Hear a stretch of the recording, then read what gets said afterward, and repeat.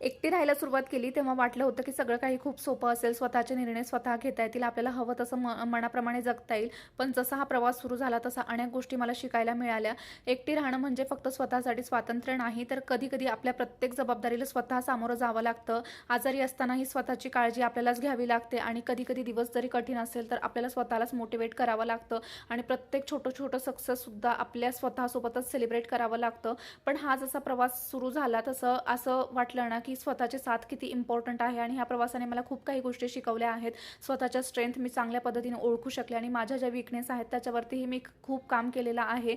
आणि असं होतं ना कधी-कधी स्वतःचं घर, स्वतःसोबत घालवलेला छान असा वेळ आणि स्वतःसाठी केलेल्या छोट्या-छोट्या गोष्टी आपल्याला आयुष्यात खूप काही शिकवून जातात आणि ह्याच्यावरूनच समजतं, की स्वतःची जर आपल्या स्वतःला साथ असेल, तर आपण हवं ते सगळं अचीव्ह करू शकतो. तर भेटू नवीन व्हिडिओमध्ये. Thank you so much for watching.